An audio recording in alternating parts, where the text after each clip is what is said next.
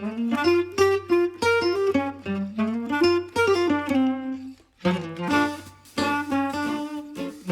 I'm Fiona Sampson, and I'm a poet and critic and sometimes a scholar from Britain.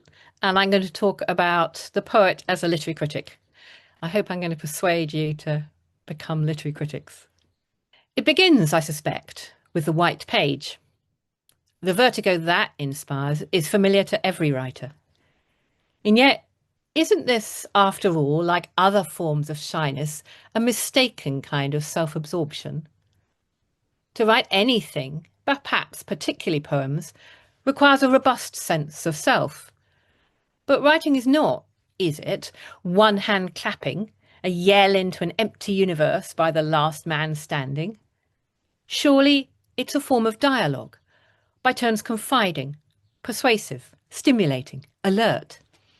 Whatever a poem carries of our inner self, viewpoint or imagination, technical sensibility or innovative confession, it carries forward. For the time it takes to read and hear it through, the poem carries itself forward to somewhere or someone. All literary writing is in this sense an act of translation, a carrying across. Another way to think of this is a form of correspondence. The poem, for example, is written to the reader or listener, but it's also written to the whole tradition of every poem that has already been written or will be written anywhere in the world. Every poem is, alongside everything else, a love letter to poetry. By which I don't mean that poems are written only for the often tiny, often hermetic world of other poets and specialist readers. On the contrary, that would be a kind of failure. Poems written for competitions currently infest the Anglosphere. They are by definition dull, because they want to obey the poetics of the fashionable moment so as to come top of the class. And every brilliantly original school of poetics can spawn a comet's tail of imitators so busy repeating certain styles and gestures that they shoulder out the reader. No, there's a difference between poetic obedience and poetic dialogue, and literary criticism sits at the junction between the two. This is the wise counsellor that protects originality from what the American critic Harold Bloom in 1973 famously called the anxiety of influence. And it does so not with some occult scientific method, but fundamentally by making just the kind of informed, creative judgments that we all make in reading and writing poetry. I want to go back for a moment to what lurks close to originality, the idea of inspiration. For good and ill, a legacy of the Romantic era, this idea arose in the late 18th and early 19th centuries as part of the idea of human experience as the measure of the whole universe. After the death of God, Romanticism discovered, only the human was left. And so it mattered what the human felt and noticed, what they made of their experience, and that they should be sensitive enough to do that feeling and noticing. In earlier ideas of religious inspiration, it's not experience, but God as the definer of that experience, that the poetic imagination breathes in. Its association with person-centred concepts of democracy keeps Romanticism embedded in European culture. And Romantic poetics often overlapped with nation-state building through the creation of a literary national language to replace the Latin of the ruling classes. I think of Mihai Eminescu in Romania or Franz Prešeren in Slovenia. So far, so benign. But the fantasy of a spontaneously original, context-free poetic inspiration is Romanticism's false consciousness. It's obvious we write from poetic tradition. Otherwise, how would we know what we're making is a poem and not, say, an embroidered octopus or a flying machine? More precisely, among English Romantic poets, George Gordon Byron's sixth Baron Byron was, like the Eton and Oxford-educated Percy Bysshe Shelley, an English aristocrat, formed as a poet by immersion from the age of 6 or so in the classical Greek and Latin and biblical prosody. For centuries, European education, for those few who received it, was primarily this education in poetic form. And Romanticism was itself a specific poetics, which reacted to the excessive formalism of the preceding age of enlightenment. In English, this meant the ferocious prosody of an Alexander Pope. Generations shift and tip a culture, finding ways to make new what they inherit. Even artistic revolutions write from the poetic traditions they consciously overturn. In the textual verbal realm, just as in life, we can't help but be situated. Writing is not innocent. And there's a lovely thickness to poetry understood not as the loneliness of a single voice struggling to be heard on that white page of the notebook or MacBook screen, but as a concatenation, a calling together of practices. The enormously influential 20th century British literary critic F.R. Leavis wrote about the great tradition. And this is a phrase apt for stealing, though the actual content of his concept is not. There is something great, or anyway generously encompassing, about poetry thought of as a grand stream of dialogue down through the centuries, a stream that has something in it of collectivity as well as of force. It's this stream that literary criticism acknowledges. One could argue it's what it's for. But I would go further and say that for us as poets, it is for opening the sluice gates that allow our own work and that of our own generation or school to join that great tradition of dialogue. And this in its turn keeps literary criticism living and healthy. For Leavis's own great tradition was dangerously narrow. Lecturing at the University of Cambridge, he directly and indirectly formed at least two, probably three generations of British literary editors and educators, gatekeepers and tastemakers. In New Bearings in English Poetry, which he published in 1932, he joined up his personal pick of the then contemporary with canonical poetry.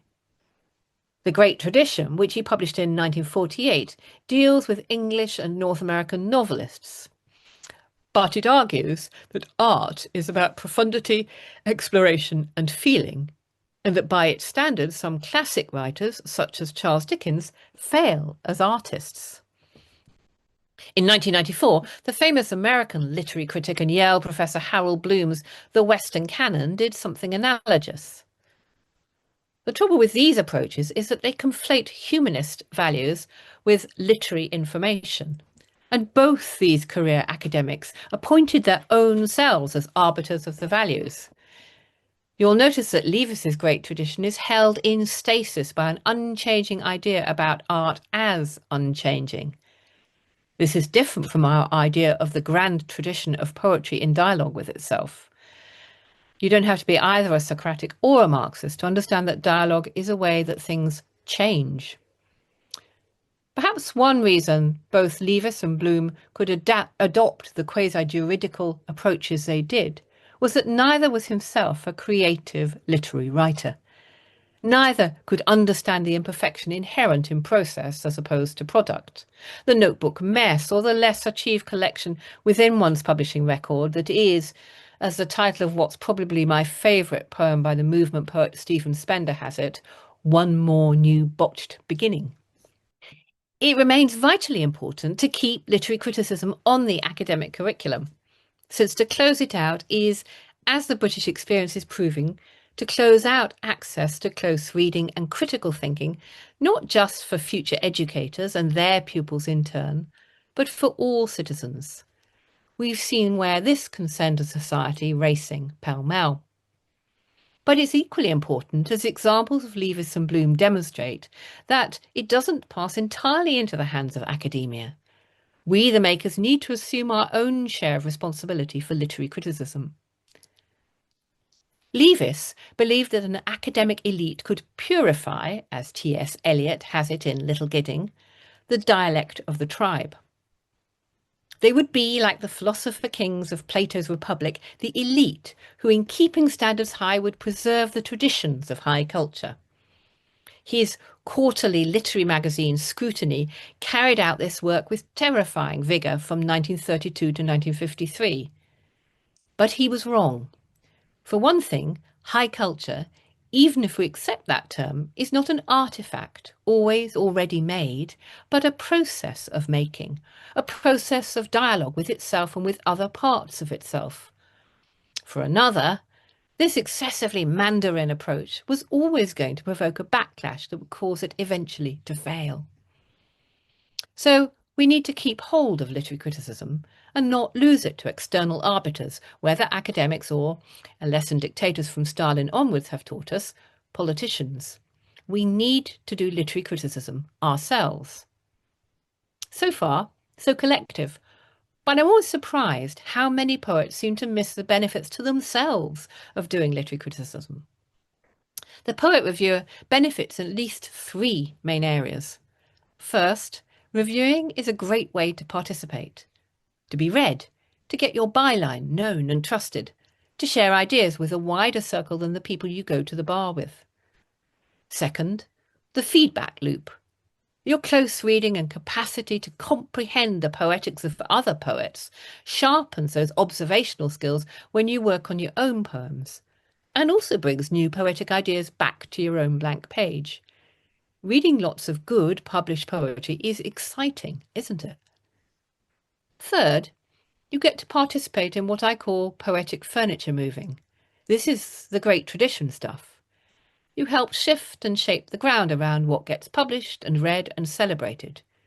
You might help stop some bad poetry being promoted just because of who its author knows. Better still, you help amazing poets become audible. You help create the literary climate which embraces really good poetry, which of course in turn benefits your own. Let's start with this third benefit. Picture a world, I'm tempted to say. But imagine what it would be like if poetry were gatekept by people who knew how to close read a poem and did so. What it would be like if all literary editors and cultural managers were as comfortable and confident in really reading poetry as they may be with other genres, not relying on marketing or word of mouth, nor reckoning what should succeed based on casual impressions. And I think of how I'm impressed by a showy player in a sport I don't understand, such as Irish hurling, and miss the truly brilliant players. Imagine the gatekeepers having the love of poetry that comes from fully inhabiting the experience of reading it, of getting such parts of the experience of a poem as its allusions, its intricacies of form. Poets know their poetics back to front and upside down, and it's easy for us to assume that everybody else does too. Isn't it obvious? I often find myself wanting to ask. But juries, and in Britain we tend increasingly to have literary prize jury members who aren't literary in even the loosest sense, but famous for something else like pop music or being a TV celeb. And editorial choices together remind us how this stuff is not obvious, even to other literary writers and literature professionals. And it's a state of affairs only we can change, because only for us is poetry a primary passion. A serious reviewing culture welcomes in both readers and what we might call adjacent literature professionals, offering the aha of, now I see what they're doing. On the other hand, a poetry world which relies on networking and nepotism, to take the counterexample, has to occlude, conceal its criteria. And in doing so, it mystifies the whole thing for everyone.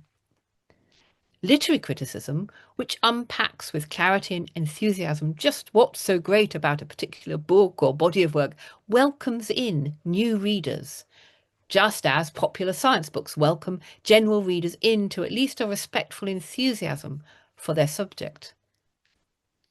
Which works provided the literary criticism is well written.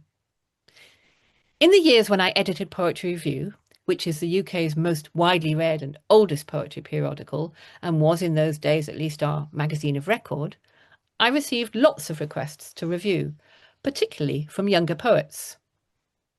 Although respecting the needs of the poet, the fate of whose book they would be deciding, I really encouraged this. As you can tell by now, I believe deeply in the importance of poet reviewers. But time after time, I was astonished by the poor calibre of the actual review that came in.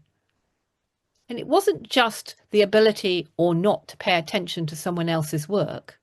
I came to understand that for many, poetry was so much their vocation that they saw prose as a lesser practice requiring neither craft or gift. They could not write to length or deadline. They couldn't produce a piece with a story arc, a unified account. Above all, very few indeed could write a felicitous sentence. Yet a reviewer's prose, perhaps even more than prose with more fashionable or eye-catching content, such as life writing, needs to be delicious. Literary criticism is a conjuring, hospitable gesture that connects a book to other readers. Like the chatty sommelier or the waiter with hair-trigger responsiveness, the review needs to exert charm of some sort to do its work. This is not school literature homework, whose dour conscientiousness opens no doors for the work under consideration. A good review takes a work under its wing and brings it home to the reader, who is also that book's future reader. For literary criticism's ideal reader, it's unlike the imagined reader of any other literary text, in that they are double. They are both the reader of the review in the periodical and the future reader of the book, which is the subject of that review. In such works on colonialism as her 1988 essay, Can the Subaltern Speak?, the theorist, scholar and translator Gayatri Chakravorty Spivak talks about the moral and intellectual necessity of hospitality in translation, that the translation in the host language speak as fluently and accurately as the original. The example she gives is of scholars from the Indian subcontinent being traduced by shoddy North American academic translation. The same principle of hospitality operates in literary criticism, which, like literary translation, needs more than a duty of care. It needs to go the extra mile with that care. Literary criticism faces in more than one direction, but it's still writing. It's still a literary practice, and it's still part of one's own literary practice. I mean, there's something graceless, isn't there, about saying my own work, about a slim volume of poems, and taking one's engagement with other people's poems less seriously. The literary prose world is full of fabulous canonical counterexamples to such narrow narcissistic thinking. They prove the importance of deeply thought, beautifully articulated literary criticism. In the English tradition, it would be hard to beat Virginia Woolf's The Common Reader, the 2 volumes published in 1925 and 1932, for its deep thinking aloud, which seems to draw on all that great writer's resources, but which is at the same time self-effacing. A more recent master of the novel is Martin Amis, whose critical writing from 1971 to 2000 was collected in the year 2002. The brilliantly titled The War Against Cliché is full of the liveliness, the genius phrase-making and the on-the-money apprehension that makes his fiction so astonishing. If this might sound vertiginous, rather high stakes, it's also what makes it so pleasurable and creative to write reviews. We should never forget that the pleasure of the text, to borrow Roland Barthes' 1973 title, belongs to both the writer and the reader. Which brings me to the second personal benefit to the poet critic. Nothing improves prose style like writing to length, deadline and a brief, all the traditional conditions of literary reviewing. This craft teaches you how to write succinctly, how to rephrase and how to murder your darlings. Admittedly, this is less the case in online publication, which doesn't have actual material paper size imposing word limits on what articles sits where, the old idea of the review as a textual Lego piece. But professional reviewing even teaches precision in house style, whichever that one is, for titles, references and quotations, which seems like a fiddle until it becomes second nature, when it turns out to operate as a surprising form of mental hygiene, keeping titles, names and ideas crisply in mind. Poets already know the creative benefits of strict form, of course. Writing for a reader who isn't your own ideal but your editor's means thinking about things like tone and the non-specialist reader's capacity. Literary criticism for a broadsheet national newspaper reads differently from scholarly close reading for an academic journal, and differently again from a specialist poetry publication. Or anyway, it should. In short, literary criticism is, like those cousin literary practices, literary editing and literary translation, a matter of faithfulness to its subject, which must paradoxically face two ways: towards the book and its author, and away from them to the potential readership. Beware ostentatious geekery, which shows off by speaking to fellow initiates or members of the same poetic coterie, looking over the reader's shoulder to its own gang with a nod and a wink, or one which can't see beyond the writer's own poetics. It may feel brilliant, important, and a shortcut to use a review to resume some detailed discussion with peers, perhaps even using shorthand that outsiders can't follow. But literary criticism, like all literary writing, should address its reader. Let's leave ostentatious geekery to the academics, whose texts are permitted to flirt with illegibility. Let's also avoid knee-jerk feuding.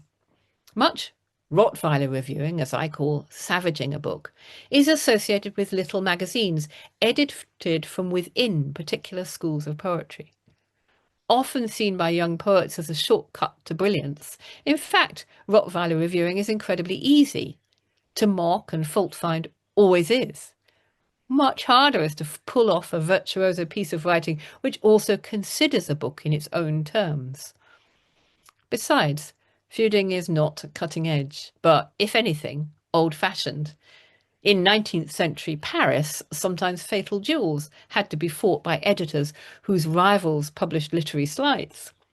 In 1833, for example, George Sand's literary honour was defended by Gustave Planche, a critic, in a duel with Jean-Gabriel Capeau-Foyide, who had reviewed her novel Lélia in less than glowing terms as, I quote, soiled, blackened, stinking of mud and prostitution. Shots were fired in anger, but only a bystanding cow was injured, and the whole event was written up as it deserved as a mock epic by Sand's lover, Alfred de Musset, the poet, who titled it a historical and true complaint on the famous duel which took place between several very unknown penmen in Paris on the occasion of a book which has been much talked about in different ways, as is related in the present complaint. In post-war Britain, the ship of national poetry has been steered from the Poetry Review, and at least 3 occasions, poetry dilettantes have tried to storm its bridge. The 1970s, as detailed in Peter Barry's Poetry Wars, saw the rise of postmodernists. On 2 other occasions, there were revolts by misogynist dilettantes against its first 2 women editors, Muriel Spark in 1947-9 and me in 2005-12. Such small crises occur when uncommitted amateur and occasional poetry writers believe that all must have prizes, in the words of Alice in Wonderland's Dodo, that every poem is a gesture of self-expression and is of equal merit. It is not. An emotional writing process does not guarantee a rich reading experience, nor does confessing difficult experiences or expounding irreproachable political views. Poetics are not a bolt-on, and virtue signalling does not a poem make. After the Boxing Day tsunami of 2004, Poetry Review received dozens of verses written by people who'd been nowhere near it or any other natural disaster, all of them insisting, as if no one else had realised this, that it was a bad thing. This is not poetry, it's a narcissist's echo chamber. Poetry begins at the point where some new ground is broken, something is explored or discovered or made. But if we desert literary criticism, which acknowledges that some poems work in their own terms and others do not, we can no longer point out that a poem is unfinished, or clumsy, or dull, or obvious, or that its form collapses or is so unambitious that it can hardly be called a form in the first place. The marketing departments of major publishers and generalist arts managers love theme-led work, because it gives them a story they can understand and sell. They don't need to consider whether the poetry itself is any good. Literary criticism, on the other hand, keeps holding up the poems themselves and showing how well they work. Of course, poetry should engage with the world, otherwise it's simply something ornamental. But it should do so through the medium of poetry. There are plenty of other genres, journalism and philosophical ethics spring to mind, in which to discuss issues and identities. So, literary criticism benefits the poet critic by increasing their own readerly and also writerly capacities in these many ways. It sharpens understanding of what can be done in poetry and is, cumulatively, a way gradually to rehearse an ars poetica, beliefs about what poetry is, which may or may not be the same as a more technical poetics. The more you know what you're doing, the more you can do. All this is the virtuous feedback loop of my second set of suggested benefits to being a poet critic. And finally, to the first, the pragmatic, the reputational benefits of getting involved with reviewing. It is possible to write excellent reviews without writing excellent poetry. I think of the Australian-British TV and culture critic Clive James, who published poetry which has none of the sparkiness of his prose criticism. Acuity as a critic is no guarantee that you can produce great poetry. But I can think of no great poets who lack poetic critical intelligence. Great poets, to put it another way, can read a poem with insight and often virtuosity. Frequently this gets demonstrated not so much in print as in the writing workshop. But doing reviewing itself does demonstrate to editors a willingness to go down into the engine room of poetry, rather than just swanning about on deck. It suggests that active reading, a care for poetry itself rather than for simply your own signature, is what leads your relationship with verse. It allows editors large and small to get to know you on the page as, for example, reliable, thoughtful, or productive. It makes them come to your own poems in a receptive frame of mind. It also, for example, triggers the convention that books by a periodical's critics are reviewed in that periodical. Magazine by magazine, this is an example of the kind of local conversation inside that wider conversation, which is the great tradition of poetry and poetics. It's a dialogue which moves often immensely slowly and then suddenly quickly through us and our own literary practices, one generation at a time. I urge you to join in. And if you're thinking about joining in, I urge you to have the courage to write a speculative email to the editor of, or the editors of, periodicals that you read regularly. Please don't cold call. No editor likes that. Every editor likes to know that you know what their magazine is like and that you've read it. Ideally, you've subscribed. If you are part of a group of poets, you might well have signed some kind of publication, some Substack or site of some kind, some blog, whatever. It's great to practice writing sincere, thoughtful reviews there, not necessarily of each other's work, but of books that you think everybody should be reading right now. Ideally newly published, because all poets who have a book out love that book to be reviewed. Of course, they love that book to be talked about. So there's no perhaps need to rush to write again about some canonical book. So I think those are the two main ways into reviewing. One is a kind of collective start your own periodical kind of way, and the other is engaging with the editors of periodicals that you like and that you share poetic orientation with. The worst that can happen is that they say no thank you. And the best that can happen is that you get some review books and you get to see your review in print. And never underestimate the way in which every editor of every poetry periodical, whether distinguished or new, gets many, many, many more poems submitted than they do reviews. I wish you bon voyage.